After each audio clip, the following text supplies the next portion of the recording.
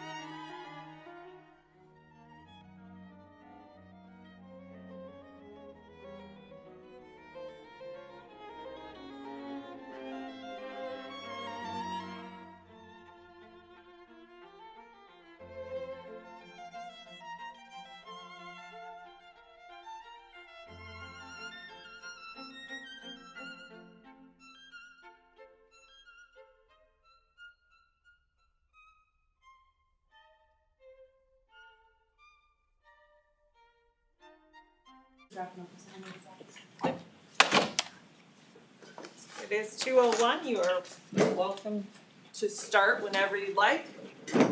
Okay, Pause vote before you get to we can get the preliminaries done here. The meeting of the Aeronautics Commission is called to order. Can we get a roll call, please?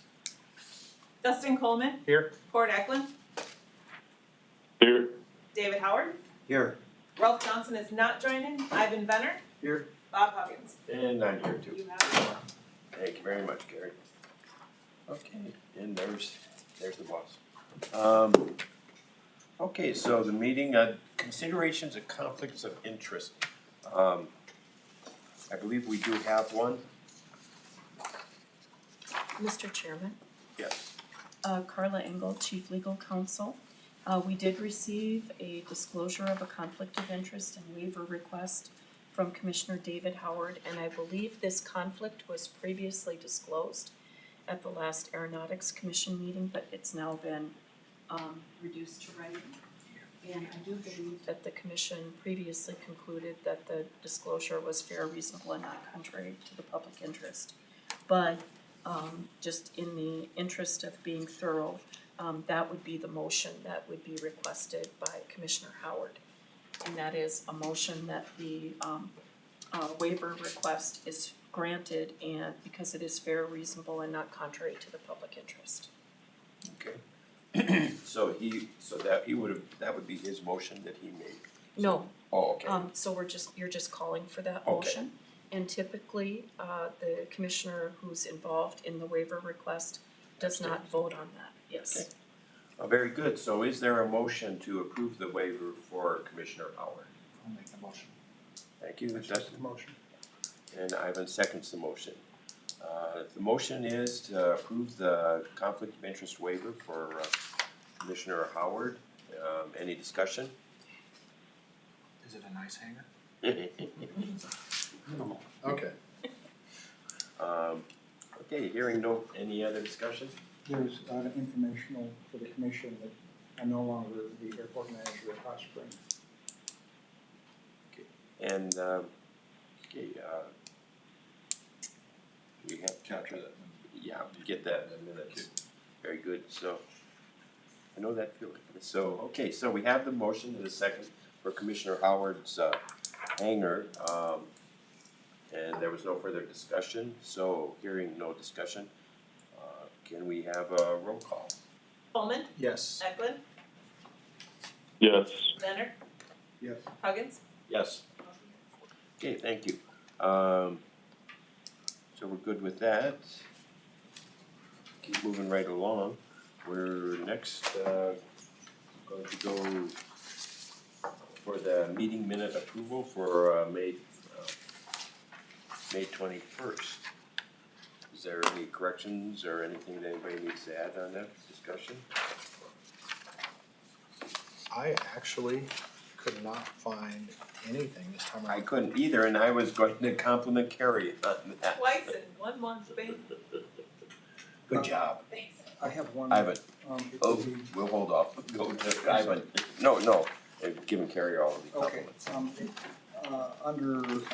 page 1, 2, 3, just under, a motion was made by Eklund and seconded by Venner to approve the Mayan grant application presented. And then it says on the second sentence, all present voted aye by roll call, except Venner who excused himself due to his hangar lease with the Vermillion Airport. Must be And I Howard. believe that that's the wrong commission. Good catch.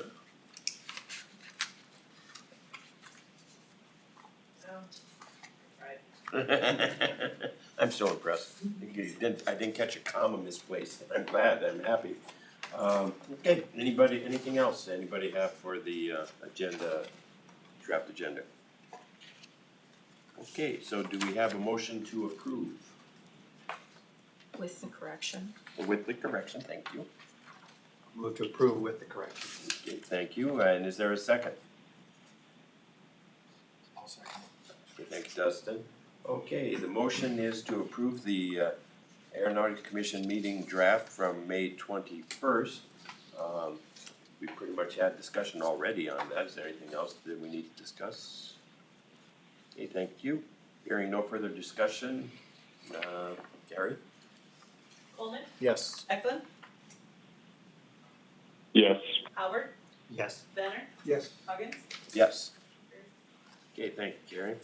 Do we have any, public input? Anybody on the phone? Okay, well, hearing no public input, we'll move on. And, next will be Joe, and if we can jump to the scholarship program, because there's some people on the line that have a meeting at 2:30. Okay, sure. So, second bullet there is consideration of Aeronautics Commission Scholarship Program. This item came about relative to opportunity or possibility. If you recall, last session, there was a bill to take money that is physically going into the Aeronautics Fund and divert it for the registration of drones to, I don't remember whether it was the Board of Technical Education or if it was, anyway, taking those funds and providing those. So as we've talked about this, we had visited with them to ask them to come relative to what a possible scholarship program might look like. And with that, we also have similar, not similar, but we do provide funding. I'll just name you one, like Game Fish and Parks. So the department has an agreement with GF&P, and through our state highway funds, we provide them funding for their collector roads. And so there's a formalized agreement that we have, and there's different requirements in that aspect. But I think one, for me, it would be nice if, is there somebody, are you folks, okay, there's Nick, yeah, right there. Maybe come up and explain kind of the programs that you guys have, and I think the commission would be truly in tune relative both on the drone or any other aviation things that you might have from what the colleges or technical colleges are doing, so see if there's any alignment that they might want to provide funding for, and I think you guys can then discuss the amount and all the other details that you might want in there. So if I could hand it off to Nick, he can, yes, Here? sir. Okay. And speak loud enough, I guess, for the microphones above you to, cause I get told a few times that, use your outside voice. Yeah, I can do that. Well, thank you, Secretary. I'll just start by introducing myself. And then there are some colleagues from Lake Erie Technical College that are on the phone, and some colleagues from Mitchell Technical College who are here with us. And I'll probably pass the baton to those folks in a moment so they can sort of explain from an institution level perspective those existing programs, in particular the drone program. So as the Secretary said, my name is Nick Wendell. I serve as the Executive Director for the South Dakota Board of Technical Education. Our board provides support and oversight to our state's 4 technical colleges. In the midst of the 2026 legislative session, there was a bill that was introduced that would direct some of these proceeds to our technical colleges. Not a lot of detail associated with the intended use or which institutions would be benefiting from those dollars, but in visiting with the sponsor and sort of understanding her intention behind that legislation, we understood that it really focused on drone programs, and the 2 institutions in our system that have programs focused on drone, whether it's maintenance or use, are Lake Area Technical College in Watertown and Mitchell Technical College in Mitchell. The bill, of course, didn't advance out of committee, but when the Secretary reached out to continue the conversation, we were very interested. We did not request the initial legislation, and we're not really engaged in the drafting of that legislation, but tried to be responsive to the sponsor when she had some questions about our programs. And that's sort of all the further the conversation went in the midst of session. So this was a nice opportunity for us to revisit the topic of providing financial support to existing programs in the state that are educating future drone users. So we've kind of brainstormed internally how we would use dollars. Any of our academic programs in the state, as you could imagine, would benefit from additional financial support as we try to grow programs and create access for students. Scholarships might be a really great way to sort of reduce some of the barriers to entry for some of our students, whether that's traditional age students that want to enroll in our programs, or what you might think of as non-traditional age students, folks that are already out working in the field but want to gain experience and knowledge in drone operation or gain a licensure to operate a drone for use in their business. I think our program folks can discuss kind of the profile of students that are currently enrolled in their programs. So scholarships certainly would be a great benefit, but there would be lots of other ways to utilize those dollars. As you can imagine, the technology and the equipment that we have to invest in to ensure that we're kind of on the cutting edge and in front of what's happening out in the field is costly, and we've got to continue to invest in that new technology and new equipment. And so I could imagine that some revenue stream could consistently be invested in equipment or training technology that'd be useful in those programs, or ongoing professional development for our faculty and staff that are working in those areas. I could see being another priority for dollars that would come available. All of that, of course, is being supported by the institutions right now and being supported by tuition and fees paid by students. But if we had a revenue stream that could come alongside some of those dollars, I think it would allow us to invest in some of the resources necessary, knowing these programs are likely going to continue to grow in our state, and so the cost associated with supporting growing programs is going to continue to be there. I think with that, I'd turn it over to President Creasy and Devin Russell in the room from Mitchell Tech, and then our colleagues on the phone from Lake Area may be able to provide some additional insight. So I'll step aside and let President Creasy come forward. Thank you. Yes. Good afternoon, I'm Teresa Creasy, I'm the president at Mitchell Tech. It's a pleasure to be in front of you today to talk a little bit about some technology that I'm gonna actually have the expert talk more about than me. But one of the things that I think is exciting about this possibility is I don't think that the general public understands how drones are used. We ran up against that with some individuals as we talked over the last few weeks on different funding opportunities. Drones are used in so many ways. We all think of them, I'm sure you think of them a little more broadly, but the general public think of them as the fireworks show, those types of things. Now we're starting to hear about the military aspects of drones, but there are lots of things actually in South Dakota that have application for drones. Definitely the agriculture industry is embracing it with the drone spraying operations that are popping up. We have graduates of our program that are starting their own business and those types of things, as well as they're using them for power line inspections, which I know that there are many people that didn't even understand that aspect of them. And so I'm gonna let Devin Russell, our faculty member, talk a little bit about what our students learn and how they apply that. But most definitely, this is a growing industry in South Dakota, but in the Midwest and of course nationwide. It definitely has implications in not only just defense and entertainment, but actual applications in, growth of and support of our nation's agriculture industry, which is very important as well. So I'm going to turn it over to Devin Russell, and he can tell you a little bit about the program we have and what our students do. Good afternoon. So I'm Devin Russell. I'm the program coordinator of Precision Agriculture Technology and also Drone Aviation and Geospatial Technologies. So they're two separate programs, but in both programs, all the students get their Part 107 license for drone operation. On Precision Ag side, on the drone side of things, focus more on the crop scouting, drone spraying side of the agriculture world. On the drone aviation side, they do those fields as well, but also expand a lot more into the utility side.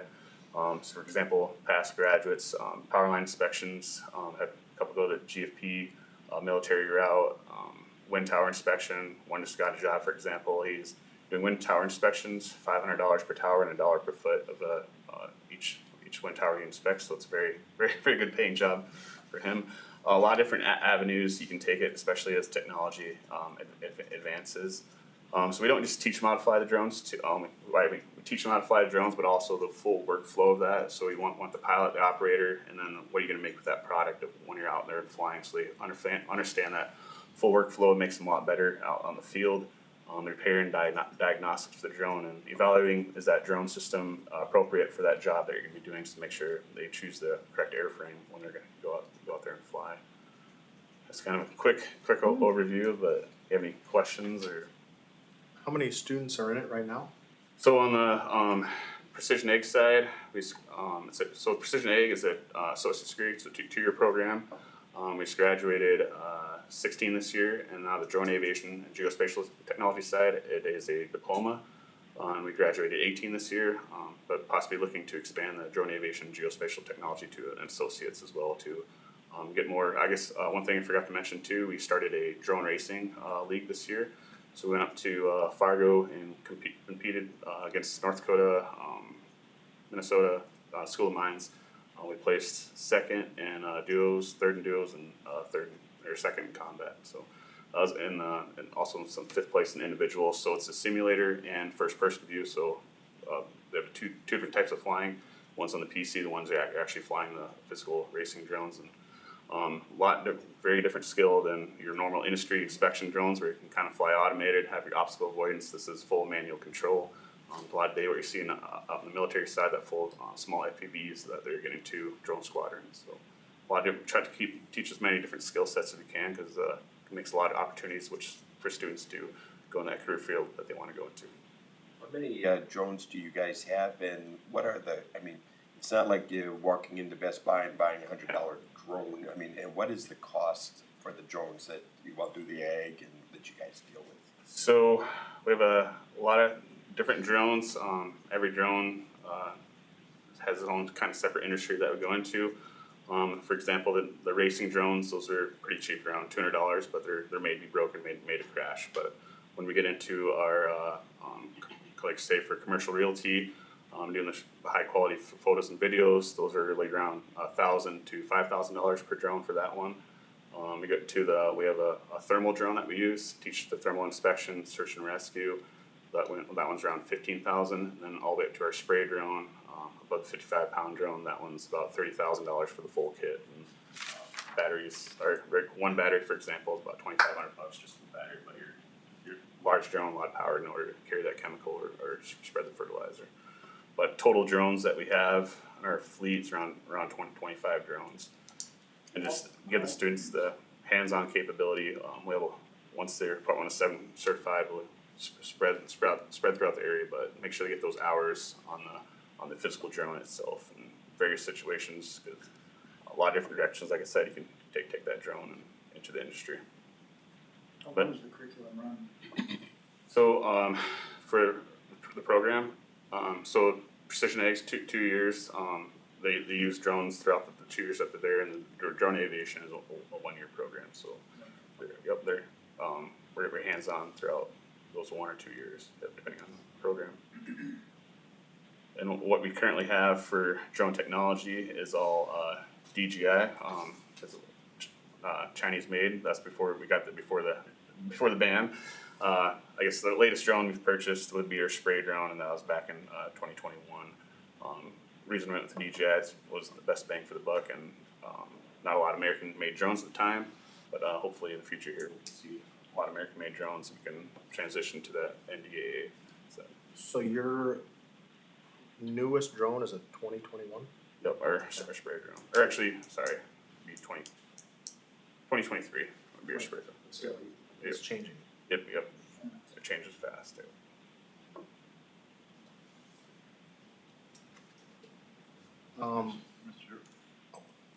I was just maybe gonna interject that, Tony from Lake Area can also give the commission a sense of their program. I think he's on the line. Tony, this is Bob. Hello, Tony. Go ahead. You're up now, Tony. Yeah, hi, this is Tony. Yeah, you want to tell us about your program? Yeah, so Thomas, our director of that program, he should be calling in. I think he probably just popped on. Thomas Dunn oversees all of our drone certifications and all of our drone, education. So I did have Thomas pop on. So maybe he could give you an update on kind of the classes that we give, the equipment that we have, as he's our guru in that area. Hi, I'm Thomas Dunn with Lake Area Tech. Can you hear me? Do you just want to give them an overview of kind of the curriculum and how it has been intertwined to many of our programs, as well as the individual certificates that they can receive and the type of equipment that we use here at Lake Area Tech? Yeah, sure. So we started off with dual credit years ago and have built that up to both. We have our certificate option, which in there they go through introductory to UAS, where they do a lot of flying and training in that aspect. They then move on to our advanced course, which we go over through all of our Part 107, getting them ready to take that. We go through intro to GIS, We do intro to sensors, so we have a whole course on sensor operation. We also continue on with design and build. So, of course, where they design their own drones, they build the drones, they learn all the parts of the drone, how it works, so that way they're able to maintain their own drone in the future. And then also we have a course where they kind of look at the industry and what's out there and how to prep themselves to go into the industry as well. And then on top of that, we also have our drone option, which is part of our private pilot program. So they have an option to go into drones in the second semester. And in there, they'll look at, and that one's based more on beyond visual line of sight. They get their Part 107 as well, and maintenance and repair and flight lab, along with looking at jobs that are out there as well. We use a variety of different UAS from, of course, there used to be a big push. We had a lot of DJI at one point, where we've moved now a lot to, we have Parrot, we have DJI, still have some Autel, looking at hopefully expanding our UAS fleet into more of the blue list areas as well moving forward. But we have things such as LiDAR, thermal imaging, a decent amount of different sensor types as well. Anything specific else you'd like to know? So is that, so your program up there, somebody comes in, how long is the program? So the program is 1 year. No matter what they're doing, it's. And then, correct. Currently for the certificate option, it's a 1 year program. And then for our, if it's part of the fixed wing program, then it's part of the 2 year AAS. So they'll get a degree out of the second option.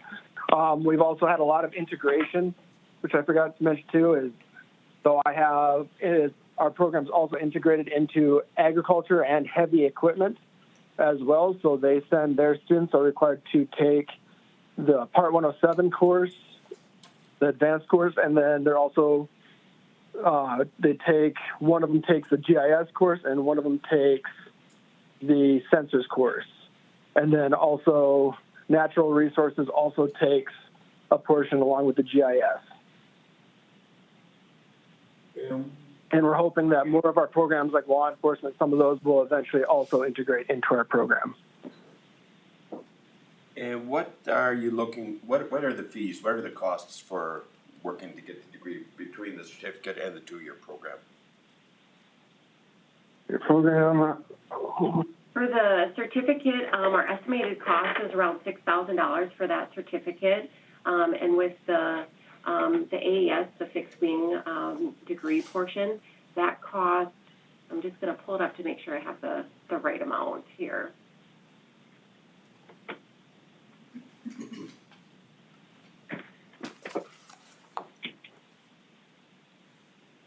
For the professional fixed wing pilot program, the total cost is estimated at $84,000.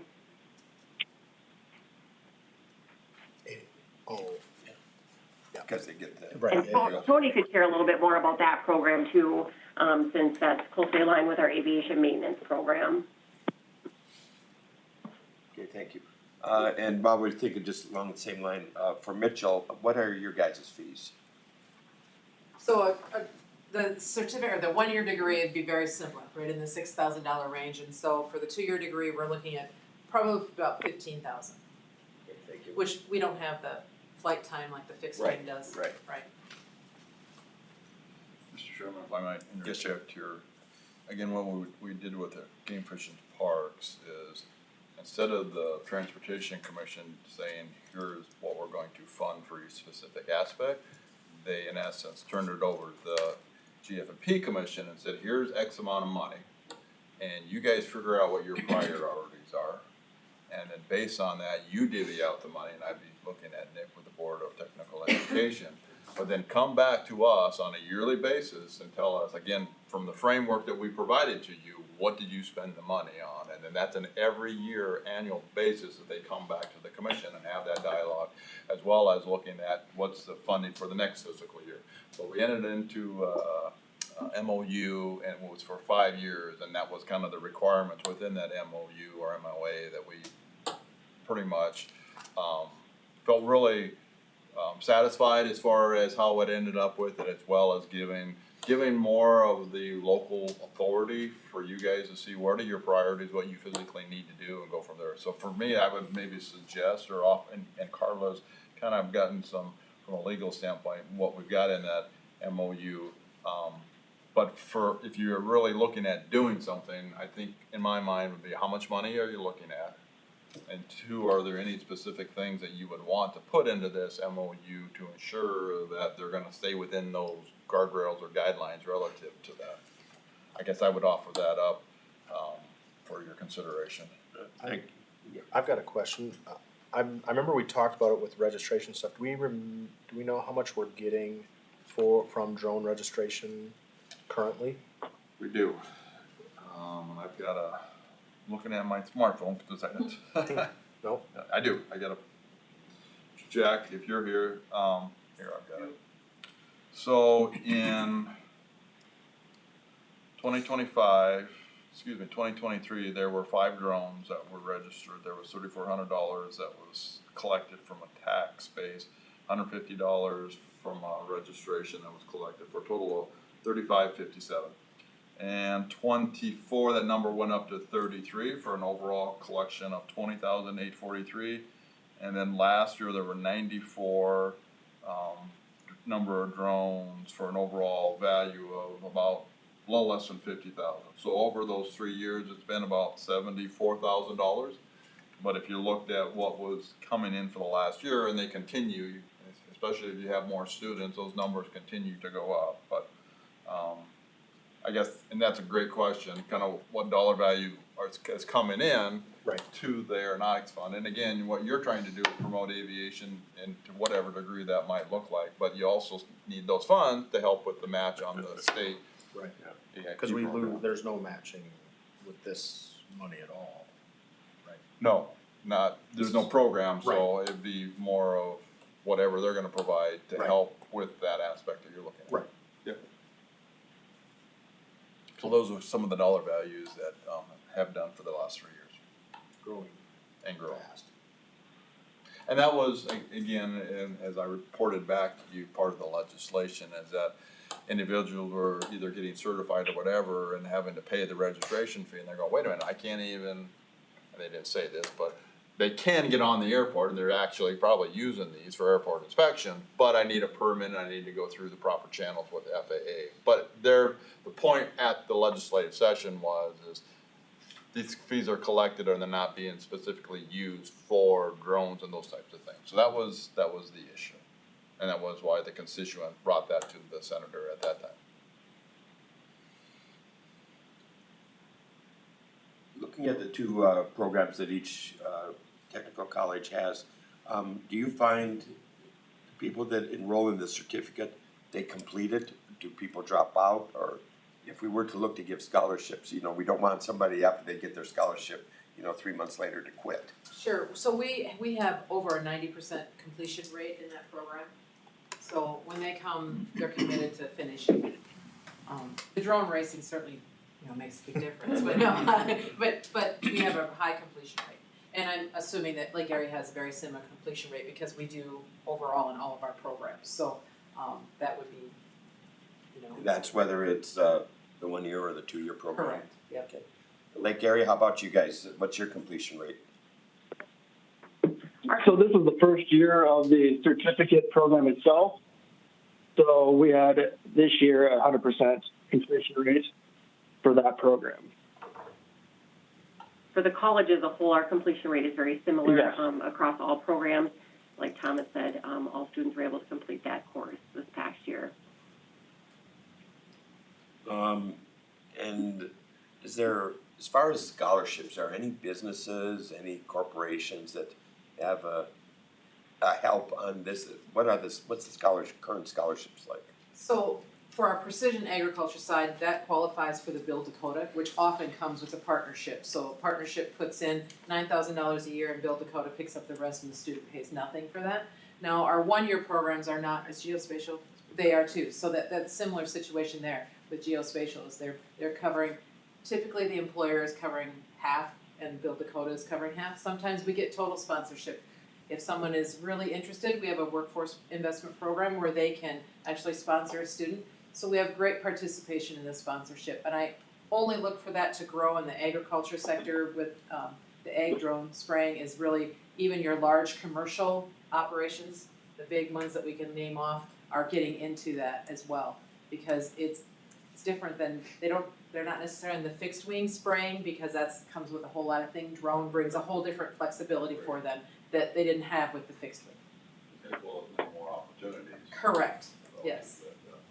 So, Mr. Chairman, if I could ask a question, if you guys would receive funding, would you think that higher priority would be on scholarships and helping students get in there, or would it be maybe more geared towards, you've got these drones, this is an equipment thing, and these are getting more and more expensive, maybe just give the commission a feel as far as, if you had the money, what would you like, where would you like it to go? So what I would tell you is we wouldn't turn it down in any category because we can support everything, it's always great. I do think for us, just like Devin said, we're gonna have to upgrade our technology. You talked about our 2023 being our newer of all of our drones, and that technology just continues. So it would, for us, the first priority if we were investing in the program level would be the technology and the equipment. If we're investing in the student, obviously that still helps us along the way too. So again, yes is the answer. Out of curiosity, you mentioned that the spray drone was 30,000, that's the newest one, right? Yeah, so it's T40. If you were to buy that, a similar model today, is it still 30 or is it, like what's a new model cost today? So if you go to DJI, it's gonna be around 35, 40 for a new model. If you go to Blue List, American Made, it's all the way up to 80,000. But yeah, we are working with a company, hopefully to get American Made spray grounds here, and they're hoping to be around that DJI price, around that 30,000 to 40,000. And then, does Mitchell and Lake area, do you guys share equipment at all, or is that? We don't, but we have very good internship partners that will come up and demo their brand new drones. A lot of past graduates, they're very, very successful. They'll bring, for example, they have brand new drones. The T100s came up this year, had quite a few graduates that bought that. They'll come up and bring their new technology back to the school too. They like kind of revolving, seeing that full loop. They've learned a lot and they want to bring that back to the school as well. The reason why I asked that question is really twofold. One, you're gonna have to administer something, which takes staff time and everything else. But two, just reporting back to the commission as far as what you spent the money. And three, what we prioritize. And I realize any money would be great, but as we have to administer programs within DOT, it's a consideration. I just want to. I mean, obviously investing in a student is always a good thing, and you have concerns about completion, I understand that, we do what we can to get them through, if there's always life circumstances sometimes. But certainly keeping up on the cutting edge technology is really difficult because, the $35,000 drone doesn't cost $35 anymore, so. Have you been able to track any job placement yet for those who completed the curriculum? Do you know what your business specifically, or I can I know the rack car is about 99%. Yeah. So and sometimes there's a job there that fits the category, but they want to go to a certain hometown location, so it's all what they choose to do. But I'd say about half of the graduating class in the precision ag side started their own drone spraying businesses this year. Same thing on the drone aviation geospatial side, but there's a lot more push, a lot of hiring on the drone inspection side on the drone aviation group this year for power line, wind, natural gas, oil, a lot in state and a lot out of state too. We have, just so you know, we have about 85% of our graduates, 85 to 89%, as does Lake area, that stay in South Dakota to work. So it's always a plus that we not only train them here, but that we can keep them here and employ them. And that those that have started their business on their own is even a double great thing to have. One thing I forgot to mention too, the Powerline program, that it's a 1-year diploma, and also combines with our Drone Aviation and Geospatial Technology program to make an Associates of Utility Technologies. So a lot of power co-ops are looking for those graduates for the drone inspection and smart grid. A lot cheaper than flying a helicopter. It is. It is, yes, it is. Are we looking at just having a fixed dollar amount, or are we looking at, a percentage of Well, drone? what I'm thinking is our next meeting, we'd have to kind of figure out what we are gonna do. We'll need, some ideas from like Kelly and the others as to, what can we reasonably, expend. For me, I would say you look at what the revenue is coming in there, and that would be where you would be at. I mean, otherwise, now you're taking funds from the AIP, your match on the AIP, and that might not be the best thing to do, because those are gonna be needed in the future. So, you take the $75,000, I'll just round the number up, $75,000, is there some or percent of that you would wanna offer up on a yearly basis to help with this? I mean, funding right now, I would say, for that kind of money is not an issue. How many students, Mitchell, do you guys have in both programs combined? They graduate in 34. So we have 34, we have the option to take about 30 in each program, just depends on. Okay. And how about you, Watertown, what's your split for the students in the programs? Oh, I would say I had about 8, but I also had about 10 from ag and a few from natural resources. Next year we start with heavy equipment adding to, so next year's numbers are much larger than this year's. And that's the program that incorporates the certificate into the program. Our fixed wing pilot program, I believe, is over 50 for the incoming fall semester. And we have quite a few returners as well. And you guys, what are you thinking? Are you going to be at 34, Mitchell? Are you going to be at 34 for a while, or is he going to? What kind of growth are you seeing? We're anticipating as it becomes better known, more accepted in different industries, that it will continue to grow. The idea, 10% less. Oh, I would say 10% at least, probably more. And the 34, that's what's graduated, but we also have the first year group of Precision Ag that's also using them. So it'd be like 50 when you put everything together. This is Tracy, I have to hop off on the call, but my colleagues from Lake Area Tech will say, I just wanted to share a little bit. As Lake Area Tech, we have to keep track of all sorts of accounting, scholarship things, as is Mitchell, like Build Dakota. We're required each semester to provide a report to the Build Dakota board. And then we also had a partnership with the Department of Social Services recently for some scholarship funds, and we are required to send them a reporting of all scholarship funds for any particular student that has received those scholarships. So in terms of the reporting piece and tracking students, that wouldn't be an issue on our part, as I don't think it would be an issue on Mitchell Tech's either, because that is pretty common for us to keep track of all of our scholarship funds if they're especially tied to dollars that have to be accounted for.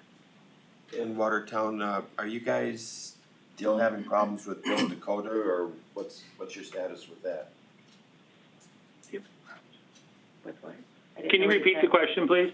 I thought I'd heard here a couple months ago that you guys were having some issues with Build Dakota on maybe not funding you. Is that happening, or where are you at with that? With Build Dakota, no. Each of the technical colleges receives $1.2 million from the Build Dakota board each year, and each of the technical colleges has a sponsorship program. Generally, all of our students have Stretch the Million partners, which is what we call them. So I'm not sure what that is referencing, because we have allotted and awarded all of our Build Dakotas for this coming cohort. So we're in cohort 12. So, but each technical college receives $1.2 million from the state of South Dakota to award scholarships. And just about all of us have partners that use up the majority of those funds. Okay, so understand, you're not having a problem with getting Build Dakota money. No, Commissioner Howard? Yes, does that apply to the aircraft maintenance program as well?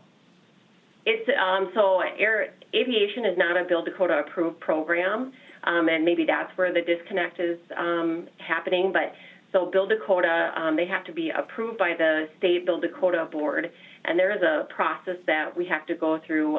They look at Department of Labor statistics, job postings, job openings, so it does have to go through a whole vetted process to become a Build Dakota eligible program.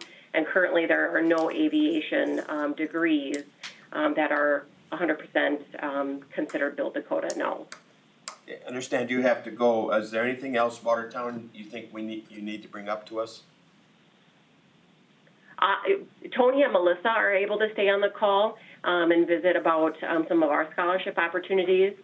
We have, outside of Build Dakota, we have what we consider annually funded scholarships, so those could be of any amount for any program, of any parameters. And then also we have many workforce scholarships that we provide. We've actually partnered with several aviation companies that aren't located in the state of South Dakota to provide some of those scholarship funds currently. A lot of times those are tied to a work commitment, either an internship or once they are graduated. And so those are usually tied to a workforce commitment that we're required to track. And so those are a little bit different, but they can set up to have any parameters, any degree, really anything that the commission would require. We utilize a universal scholarship system called AwardSpring, which is the same one also that Mitchell uses. So it's pretty easy to navigate and see which applicants qualify for any particular scholarships within the system. Okay. Thank you. Mitchell, so you guys are getting some good scholarship money? And what you're getting as far as scholarships? Gee, that's another one of those questions where we answer probably. We have good scholarship support. Could we have more? Always. I think if you're talking about, do you want to direct this towards scholarship, how you want it directed, and I'm not here to tell you how to give us money because we'll take it, but I would say that we have a great relationship among the technical colleges and with our board, and so if you're funneling the money through the board and we talk about what our priorities are specifically for that year, it could change from year to year. I'm sure that Lake Area could benefit from an infusion of some money to upgrade some technology in their program, just like we could. So that could be something. We're very, very much working in accountability world all the time and justifying how we spend our money. So I don't think that would be an issue for us. So if you don't want to if you say, well, does that be one or the other, or you could say, here are the uses that you could do. How are you going to use it? And then we would report back how we're going to use it and how we have used it. So, that would be probably give us a little more opportunity to talk about where is the really big need. So if we had partners drop off for scholarships, then we'd say that's where we need it. Or if, gosh, the new technology is out there and we can't touch it without some assistance, that would be the way we would use it. And that would again give them the flexibility. Here's the guardrails. It's either used for education, for acquiring equipment, or for scholarships. Those are your two, and again, allow them based on each specific year where the need might be at and put the money in the right appropriate spot. So what else do we need to know? Anything? I might just echo that sentiment quick to say that we've got similar MOUs with other bodies. We certainly work with the Joint Committee on Appropriations in a similar fashion for one-time dollars. We provide an update on an annual basis where we've expended those dollars and just to ensure that we align with the original spirit of how the dollars came to us, and so we'd be happy to administer that through our office and be back with you on at least an annual basis to give you all an update. Anything else from anybody? Yes. I'd like to ask Tony. Tony, could you explain just a little bit about the issues you're seeing on the maintenance side of things? Yeah, so, slide up here. So what we're finding is trying to keep students in South Dakota. The scholarships right now that the students are receiving are mainly, or all out of state that I know of. We've got larger companies, Fargo Jet, Yingling Aviation down in Wichita and Westar. So it'd be nice if we could figure out how we can get our companies in our state, throughout the state, either the mom and pops, the smaller FBOs, or somebody, larger in Rapid or T, Sioux Falls, to maybe come up with a workforce scholarship where we're, working, they're putting a little bit of money in, the students putting a little bit of money in, the Aeronautics Commission's contributing, something to try and keep the kids in state. Thoughts? Is there a reason why the maintenance program is not eligible for Build Dakota? From what I understand, Melissa, you wanna? Yeah, it just hasn't gone through that vetting process that Tracy was talking about, with the high demand in South Dakota. So they have to show a need, and they have to, it has to, are the jobs out there for the Build Dakota, to represent the aviation program. Right now, they don't show the need, and I think the people that have aviation maintenance businesses would disagree with that, but somebody's not seeing the numbers.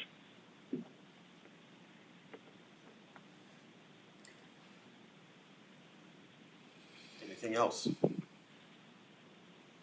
No, anything you could do to help.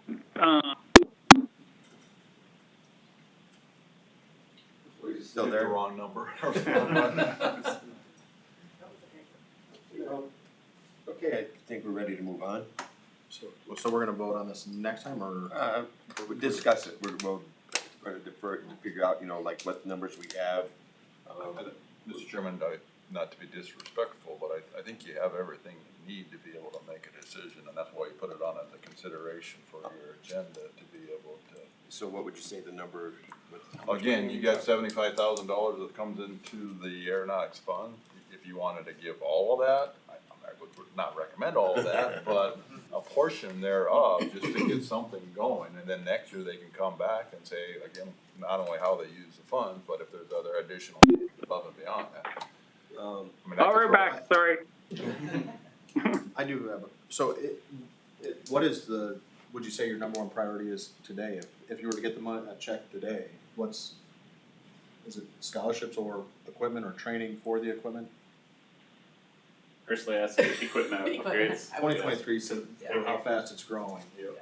And then we have multiple models from that 2020, it's 2023, 2024, but today, new drone every year, stay on top of that grid. So if you, Oh, I was just wondering if that was the same for. Yeah, Lake area, is that the area. same for you guys? Yes, I would say the same thing, especially with us losing DJI and some of those other foreign companies, the fact Blue List, how much more expensive it is now, that I would agree with that as well. So if you took maybe half the money, I'll just throw $40,000 out to get this thing going, and it sounds like that would be sufficient at least to look at another drone for each one of them. It would definitely give us, amount of money that then we would either match with state or local funds from another source. So it might not fund a new drone for both of us, but it might, because we could cut other funds with it. And then would it be split evenly, or who decides? That's Nick's job. The board would make that call. Okay, cool. We don't need to, I don't want to, yeah. So as far as for us, it would just be a motion that you would provide X amount of money, and Carl's gonna have to help me out with this, but in essence, approve or authorize the department to enter into an agreement with the Board of Technical Education for that amount of money, and that they physically would come back on a yearly basis and explain to where they've spent the money and provide additional information for the need for the next year. That's a roundabout way of a motion to, I think. And Mr. Chairman, if I Yes. may, so this is what I'm hearing for the current fiscal year, and certainly if I don't quite have it right, please speak up, but it sounds like it's a motion to authorize the expenditure of $40,000 from the aeronautics fund to be made to the South Dakota Board of Technical Education for the purchase of equipment for South Dakota's technical colleges that provide drone programs. It's my understanding it's drones right now. Right. Discussion? First, we need a motion. Somebody needs to, that's a, throw it out there and you guys tone in on the dollar value as well as if the guardrails seem to align with where you are. So the motion would be with the 40,000. Yes, $40,000 to be provided to the South Dakota Board of Technical Education for purchase of drone equipment for South Dakota's technical colleges. You all heard that? Yes. Okay, so is there a motion? I'll make the motion. Thank you, Dustin. Is there a second? I'll second it. Echo second. So the motion is to, well, shorten this up a little bit for the commission to authorize $40,000 as, for drone programs that the Board of Technical Education will administer. Good enough, Carla? Yes. Thank you. Any discussion?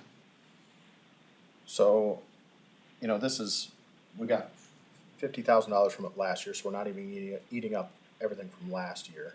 So, I mean, I think it's an okay thing, and otherwise, if we don't do something from what we saw at the last session, we're ripe for the picking to come around again. At least now we have something to say. We are doing something to try to help drones and drone operations in the state. Especially with something within your authority to promote aviation and aeronautics within the state. So, Mr. Chairman, may I ask a question? Yes. So my understanding is right now this is a 1-year allocation. Is the intent that the Board of Technical College will come back then next year and there could be further discussion and consideration? Correct. Okay. Well, I thought so too. Right, Okay. and, We may not have money next year.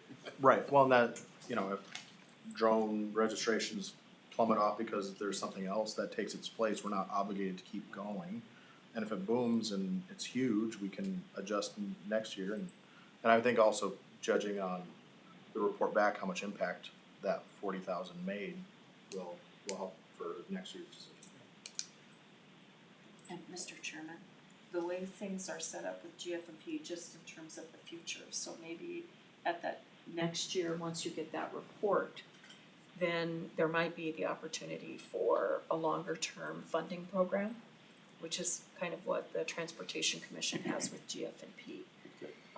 So.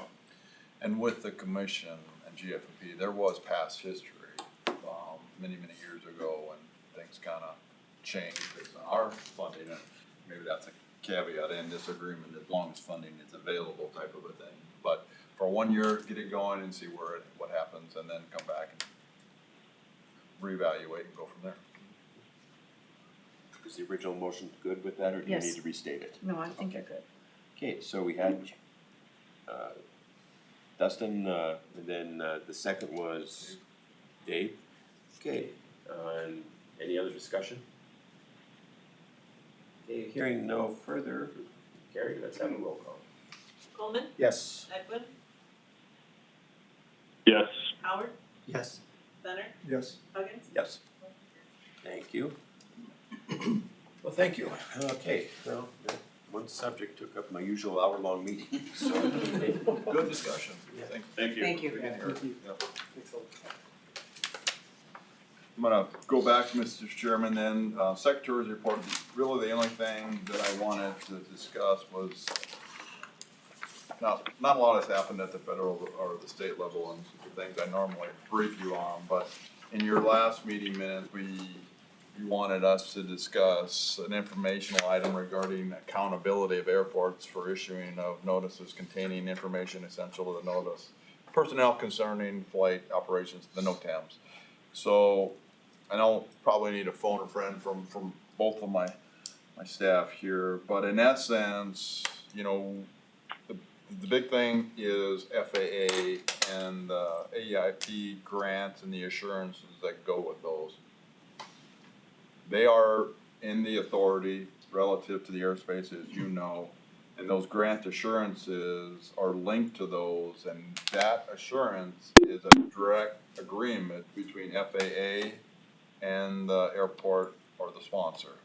So from a department standpoint, or even you as a commission, you really have no authority in that area. So if there are things that are going on, as we discussed at the last meeting, it behooves you or whoever else as a pilot that's having that issue, one, to get with the airport sponsor or the manager of that and get that going. And if that doesn't seem to resolve the issue, I mean, you can always contact us, but what we're going to do is contact FAA and have the same discussion. So I'll just leave that with you, and if you wanna, have more detail on it, sure. John's probably the best guy here to talk about that. And if in, just from my many years of experience with modems, if you're getting no response from the sponsor, FSDO. You know, FSDO has lots of power over there. Okay. The last bullet there is consideration of your policy relative to funding. And I think there were two things here. One, Commissioner, I believe this was going back to cameras and whether or not you wanted to put something in there for cameras. And gotta pull mine out. We feel that would fall under section C, which is criteria utilized in determining state funding for non-AIP projects. And we would just add another bullet to that, Jack, or another, I think we've got 3, 1, 2, 3, number 4. And with that, what you've done here recently is in essence is paid for those. 75% is. Thank you. 75% relative, and then they would be required to provide the match on that, and as well as doing the maintenance and everything else. But in essence, I think what we're to say is those cameras are eligible at a 75-25% rate. That kind of what we talked about, and then hit that. Yes, the draft language would read, weather-related projects such as the purchase of airport cameras shall be funded at 75%. In essence, as an eligible. Right.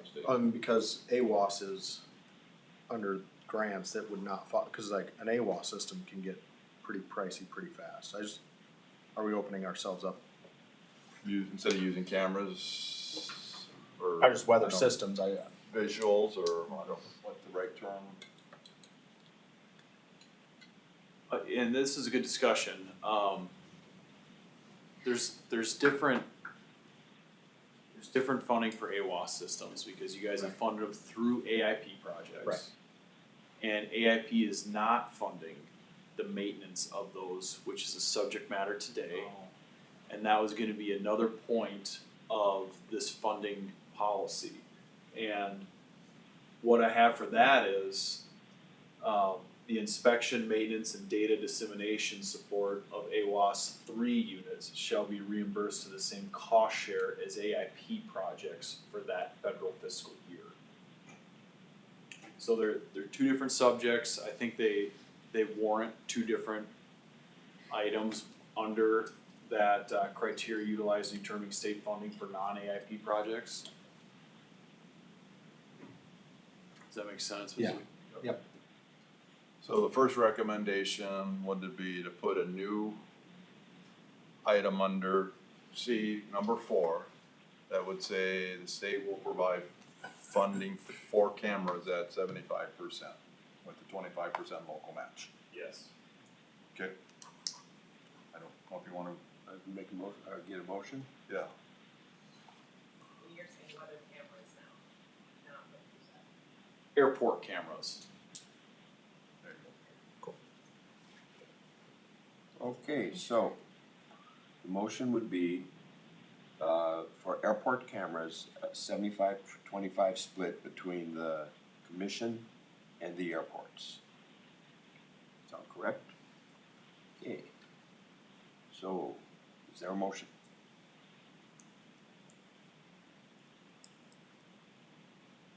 Anybody?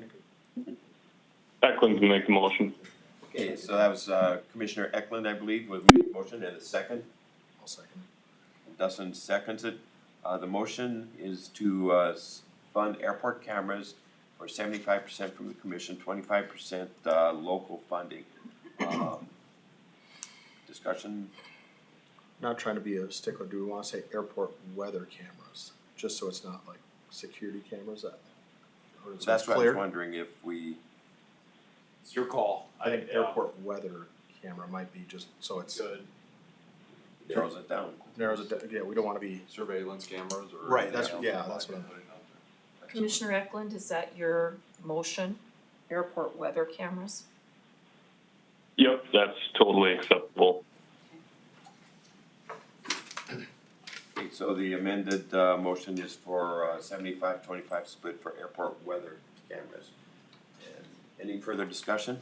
And that's a revision to your policy. Yep, I got it. And we had a second. Yes. Okay, let's do the roll. Coleman, Yes. Eklund, Yes. Howard, Yes. Benner, Yes. Huggins. Yes. Motion carries. Excellent. So, Mr. Chairman, I think it's appropriate to take on the AWASs, even though you've got your second to the bottom bullet on the agenda is gonna discuss the dollar values there. I think it is pertinent to put it into your policy, if that's what you're wanting to do, is help to fund these in the future. And I would turn to Jack and say, repeat what you had stated earlier as a recommended motion. Sure. Cause I didn't write it down and over 60, so these things kinda go. Mr. Chairman, Oh, yeah. I apologize, but I'm a little bit confused right now. Are we talking about the policy? Yes. Or are Nope. we now talking about Nope. authorizing an expenditure? Nope, we're talking about putting something into the policy. Okay, thank you. Thank you, Mr. Chairman, and the language I have drafted for the policy is under A, criteria utilized in determining state funding for non-AIP projects, and the language would be a new line item under number 5 that reads, the inspection, maintenance, and data dissemination support of AWAS 3 units shall be reimbursed to the same cost share as AIP projects for that federal fiscal year. And so the thought behind that, Mr. Chairman, is since it kind of, for us at, for grant management, it kind of resembles the pavement maintenance program where you've got an AIP funded system like pavements, but this would be for weather systems that was originally paid for using federal funds, and it needs to be maintained. So we would just simply reflect that pavement maintenance program to the same cost share percentage for the local entity. But in this particular case, there is no federal dollars, so that's why the draft is to simply match the local share similar to what the pavement program would be for that year. But again, there is no federal funds, so this would basically just reflect the federal / state share for that fiscal year. Is that making sense? So we'd be covering 95%. 97.5% for this year. Right. Which And is then till next, September 30th, and October 1, then it goes to 95 or 90. Right, okay. 55. And what are we, I handle numbers better than percentages. So what, as an example, what would we be talking, I mean, we're spending a lot of money today. yeah, for this year it'd be $111,088. $111,888.25. Which we got, And it would be 17 units for this year. but they're all covered with the 111,000. Correct. Okay. And how many units how many units do we have and how often do they have to have this level of maintenance done? We have 17 units. It's an annual program. Okay. So, and you would have to revisit this every year, most likely, I would assume you would want to, because the federal share could change every year and you'd want to reflect that. So how do we, so we wanna repeat your motion again, and everybody listen up.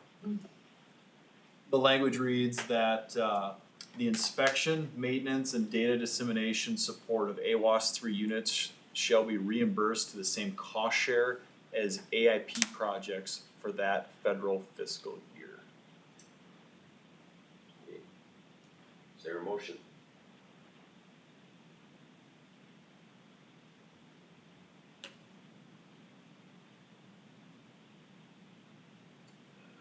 Anybody on the phone wanna make a motion? So that's just to add This this to is your. Commissioner Eklund. So the 111,000, I mean, kind of like Bob said, just seems like a lot of money going out today. So just to dig into that more, I mean, what has been like the pushback from the airport or the sponsors that, has there been any pushback about the maintenance costs, or is there some leeway to have a different kind of proportion pushed down to the state, or? Not exactly, Mr. Chairman. This was brought up by the commission a couple years ago. This was a priority that you guys wanted to explore. I think Mr. Huggins brought it up, but basically you guys wanted to help with the maintenance. And so that's the direction we took. So our office went and did an RFP and was able to get a proposal from this contractor, and that's where we are today. So That was my other question. I saw that there was only one proposal in this instance. Yeah, we received one proposal. Correct. There's really only, I think, two. Right, there's only two vendors nationally, we received one proposal. Right, and I figured that was probably part of the issue, but I pretty guess I didn't, specialized. historically, each sponsor has been in charge of their own maintenance. So because we're clumping all 17 together, do we have any idea of how much it costs individually for each person to go and do that? This is one of the lower bullet points, so we're kinda getting into those. The purpose for the RFP was to get better prices, just like when we do the annual, airport pavement maintenance, project. So the two vendors that are, operating in the United States that could potentially do this, they had given us prices, per unit. And we do get better prices by doing this. The individual sponsors have been picking up the costs of their quarterly inspections as well as their data dissemination, annually. They've been doing that from the beginning, since we've first been getting non-fed AWAS units. So when this came up with the commission before, back in 2022 and 2023, I believe, this was the discussion that the state would be able to help out the various sponsors by doing a project like this, by putting it out to bid, having a competitive bid, and getting better rates for quarterly inspections as well as data. I guess, how much better of a rate do we have? It would be difficult. I could go back to a list that I have. Every airport was different. And the reason was you had a federal contractor coming from a different location, traveling to a different airport. So that travel time was included in part of the quarterly and annual inspection. So it was kind of different for each one. But it's consistent for each one in this one. So the difference that we're talking about is gonna be different with each airport. 56 airport, approximately 56 airports, how many are operating cameras right now? Cameras? Yeah. This system. This is. Okay, we're talking the AWAS on this one. Okay. Right, so we have, as of this summer, we should have 17 non-fed AWAS 3s. And those are the non-fed systems, those are the ones that are not operated by the FAA, but you know, picked up by the individual sponsors. So 17, so each year we get another 2 or 3 more of them. So 17 out of 56 for AWAS. Correct. Sure, I think, one, you guys had directed us to kind of go this direction, and I think it's prudent because you're saving funds overall. In my mind, the question is the percent, you know, that they should have some skin in the game, and to what degree is that? And the reason why we brought the same percentage of the pavement preservation was that's what you're doing now with that. But I think that's more of your discussion of what do you want to provide for these from a statewide versus what should the local be responsible for when it's all said and done, right, on a yearly basis. That number 17, is that projected, what's the future projected? Well, I have these in our CIP going out several years. I mean, probably 4 or 5 years. I mean, and by that time, pretty much every large, medium, and small GA airport will have had some type of weather reporting available. So I can't even tell you what the total number will be, but I'm guessing in 4 or 5 years, we're gonna pretty much have the whole, you know, every GA airport, you know, like I said, small, medium, and large GA airport that don't already have a weather reporting system covered with a non-fed AWAS 3 unit. Well, Mr. Chairman, we're gonna end up entering into an agreement with each one of these airport sponsors, right? Cause if they've got match whatsoever, we still need an agreement, so we still gotta do all of that work,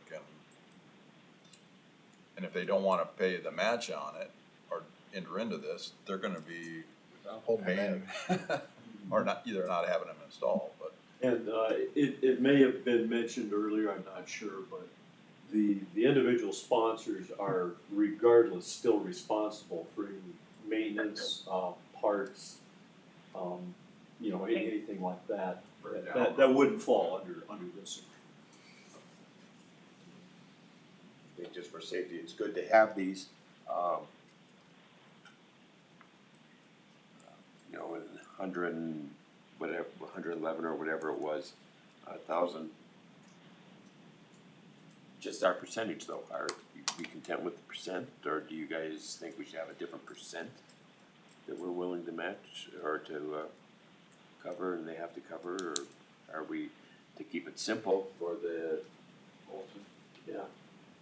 to just have, this is what it is as we go, you know, for this one, just for these guys to administer too? I mean, 97.5%. If we switch it to 90%, it's only a $7,000 difference, which. Well, you did 75, 25 Right. on the cameras. Right. Maybe that's an appropriate thing Right. for this. I'd be inclined to go, I like that idea, because it's stuff that they're not covering. Right. So is there a motion for what percentage we would like to cover on this? Mr. Chairman, Yes, ma'am. before you go to the motion, I do have a question for John. Because the way the policy language was presented is that it would be criteria for funding non-AIP projects, and that inspection, maintenance, and data dissemination will be reimbursed. So in support of AWAS units will be reimbursed, and then the rate was discussed. Right. But then, John, you said, but they would still be responsible for maintenance. Okay, so there's sort of a nuance here, because the quarterly inspections and data that the state would be reimbursing there's some routine maintenance that goes along with that, you know, just some routine maintenance. If the need should arise that the inspector found there was a part that was out of calibration or not functioning, and there's a part that needs to be replaced, that is the responsibility of the sponsor. They would need to pay for that part. And there's also some stipulation within the agreement for non-scheduled, visits to the site, which would be if something breaks and they're coming outside of the regular inspections. Those are additional costs that would necessarily be picked up by the sponsor, not part of our reimbursement contract. So the policy is actually needs to be refined more. Well, when it says maintenance, I mean, routine maintenance is still part of it. You know, so when we're talking about broken parts or the equipment failing at some point, you know, we're calling up a contract person to come to the site and do some work. That's actually outside of what the Okay. state is. So we just need to add the word routine maintenance and then clarify that unscheduled maintenance and repairs is not eligible for funding. Correct. I would agree That's with exactly that. right. Yes, yes. And then you mentioned this is just non-fed sites. How many federal sites do we have? Right, there again, without looking at a map, I can't give you a number. There are a number of airports that have ASOS that are federally operated and maintained. All the Part 139 airports, those are not a part of this because they are federally inspected, maintained, and operated. I was just more thinking, cause like, we have roughly 60 airports, could this number grow eventually to 60, but No. some aren't covered by the feds. Right, right. And honestly, there's some basic service airports that they don't have the staff or the ability to maintain Right. certified equipment.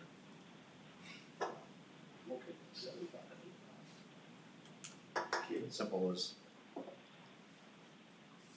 So, anything else for the motion?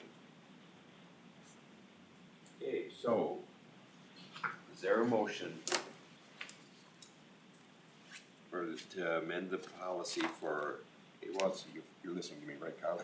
Make sure Yeah, I'm doing this right. I'm working on it. I don't know if Jack has revised it or. Yep. Okay. How are you So- phrasing it? Everybody listen to Jack. The inspection, maintenance, and data dissemination support of AWAS 3 units shall be funded at 75%. Routine maintenance. Routine maintenance, sorry. And the unscheduled and whatever else would not be. You said will be, I'm sorry, what? Reimbursed or funded? Shall be funded. Will be funded. It's 75% state aeronautic funds and 25% local match. I don't have the local match in there, but we can add it.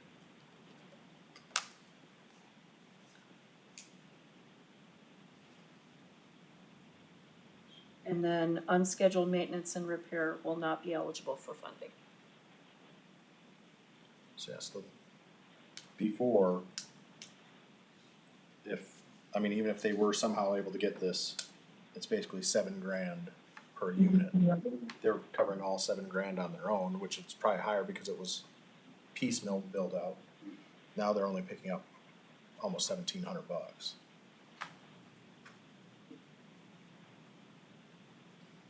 That was my thoughts as Commissioner Eklund. I think it's really good to aim to help the airport managers out. So I agree with the commission wanting to do that. A couple of years ago, it sounds like that was before I was here. But yeah, I think it's a great goal to have. I just think that a 75-25 seems like a better split than going from them covering 100% to covering 2.5. So that's all I was thinking.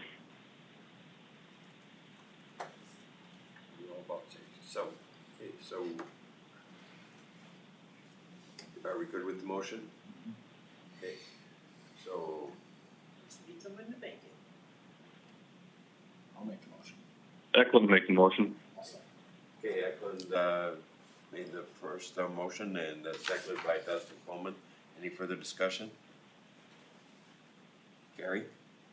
Coleman, Yes. Eklund, Yes. Howard, Yes. Benner, Huggins, Yes. motion carries. Very good. Mr. Chairman, my last item on this that we've talked about a number of times falls into the funding that you provide for terminal projects. Okay. Currently, it says portions of the terminal building dedicated to public use and non-revenue producing may be funded by the Aeronautics Commission. 3 limitations apply. On projects funded by state and local only, the commission will review on a case-by-case basis to determine the state funding participation. 2, on projects involving federal, state, local funding, state aid will be limited to the current match set by the commission. In today's world, that is 2.5%, which will change October 1st to 5%. The kicker here is number 3, is state aid would be limited to a maximum of $200,000 for each commercial service airport project. And the last part, which is 10, talks about not breaking projects up and, trying to do some gamesmanship. So, from what we have discussed in the past was the reason why the $200,000 was capped on that was, again, the main priority was for runways and other safety aspects of an airport, and that these terminals were really geared more towards and the space that's not used, for restaurants and those things are not eligible. If you were to look at $200,000 cap and, divide that by 0.05%, that's a $4 million project. So for all airports, in my mind, except for Rapid City and Sioux Falls, this is really a non-issue. I don't know in the past, John, we've had any airport that has not received the entire cap. In fact, typically it's lower than that because of 5% of what they've been spending on those. It doesn't come close to the 200,000. So the question before you is, 1, do you want to change this policy from a holistic standpoint? And or 2, is there something that you want to do? I mean, you can always go outside of this as an exception, but the real issue here is the project dollars, expenditures that Rapid City and Sioux Falls are looking at for their terminal projects that are in progress right now, and making a modification on your policy for them.